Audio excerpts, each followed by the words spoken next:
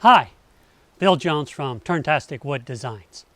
In my woodworking, I make quite a lot of sawdust, especially in wood turning. I make a lot of chips, and what to do with all that can be a bit of a problem. So I live out in the country, and I didn't think that dumping it over the gully would be such a big deal. It's completely biodegradable, completely organic material, so I didn't have any problem with dumping it over the hill. So, but as time went on, I realized that I'm making sawdust a whole lot faster than it's biodegrading. And I kind of made over here in my gully, Sawdust Mountain. And that's not so cool. So I've looked at a couple of options online. I'm going to show you what I looked at so far. And I don't really have a solution yet, and I'm actually hoping somebody out there will tell me a better solution. But I'll show you what I've tried so far. Next, I know that sawdust can be compressed under high pressure and made into pellets or briquettes and then burned in a wood stove. And that would be ideal for me because I heat this shop with a wood stove. And I'd love to do that. And I started researching that online, and I found out that it takes a great deal of pressure and heat generated from that pressure to really release the natural chemicals that are in sawdust that form a natural glue for them to hold together. An average guy like me can't really easily produce that much pressure. So what I found was a way to do something that's a little different, where you have the sawdust and you have a binder that you put with it. And the most common binder is paper pulp. And you compress that in something called a Peterson press, which I have here. And you make these little briquettes to burn. It starts with a simple wooden frame. Just out of 2x4s is what I've got. You can make it whatever size works for you. So whatever works there. This one is about 26 inches in the gap here. Once you've got the frame built, and I don't know if you can see on camera, but I've actually got a plate of steel right up here to protect the wood a little bit. Once you've got that frame built, the next thing you need to build is this little thing here. I've got a 2x6, and I cut a couple slots in it for water to drain out, and I'll show you how that works in a minute. And then a piece of plywood that's screwed onto that with a hole in the middle. That hole in the middle holds in my case, 1 inch pipe PVC that I've drilled some holes in the bottom, some slots in the bottom, to allow water to drain out. So you'll see in a few minutes that a lot of water is involved. The water will drain out and slip out these slots. Then a piece of 4-inch PVC fits just over the circle I created. All right, I'll make a slurry, and I'll show you that in a minute, and you put that down in there. Then I use another piece of PVC that I use as a ram to push down, and I've got a 1 inch or a 2-ton bottle jack to provide pressure. So that's the general idea of the press. Now I'll show you how we make the slurry. So I put some sawdust in a bucket with some water. A few little pieces of leaves went in there too, and that doesn't matter. Then you tear up some newspaper and drop that in there. Then once I've got a little bit of newspaper in there, I use a paint mixer, the kind you put on the end of a drill, and just kind of mix it all up in there. And in a surprisingly short amount of time, that newspaper will break down and kind of become a very pulpy. And you have to keep repeating this process, putting more paper in and making it more pulpy until you have a consistency that will hold together when you squeeze a handful of it. Now I take the large PVC pipe, set it on the base, put the small PVC pipe in the center, and start dropping the slop down in between the two pipes and fill that up.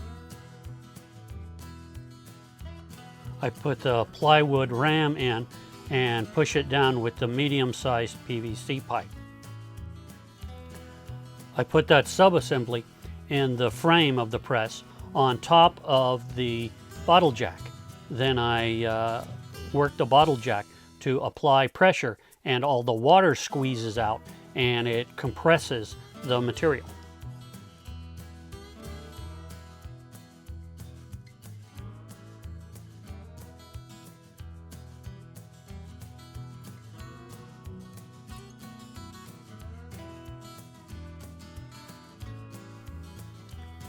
The material is packed into that pipe pretty tight, so I have to thump it out. But once it comes out, it's a little cake that will dry up and will eventually be burnable. After setting it aside for about a week to dry, it dries up pretty well, and you've got this block or cake or whatever you call it.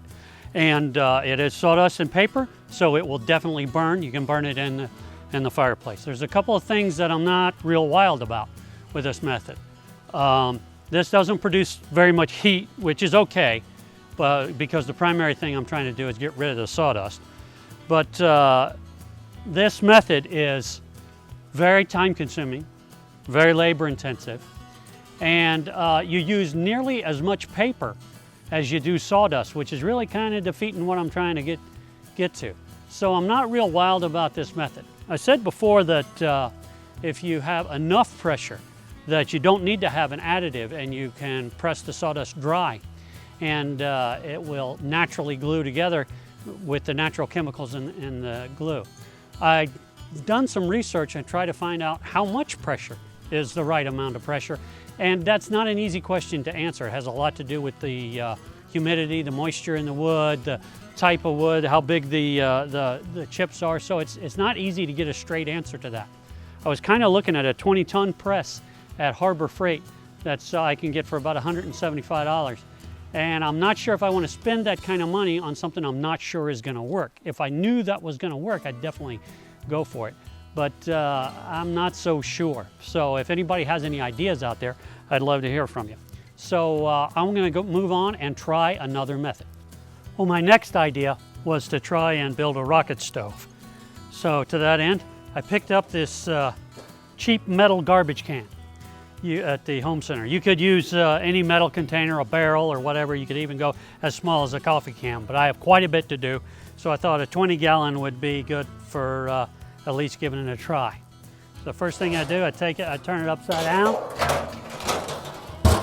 I've got a piece of 3-inch PVC that I'll put on the in the center-ish. Doesn't have to be perfect.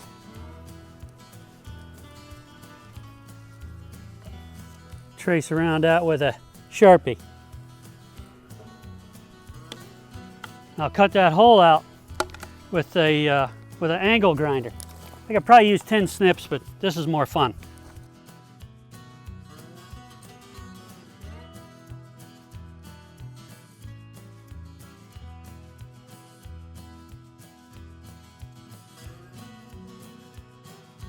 I set the PVC pipe in the can in the hole I just cut and pour in some sawdust.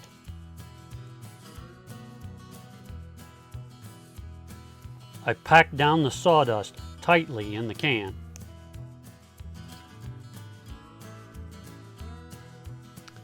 And then slowly remove the PVC pipe.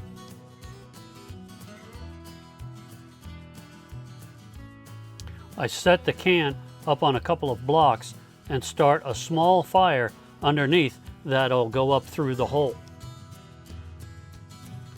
In a few minutes, the sawdust has caught fire.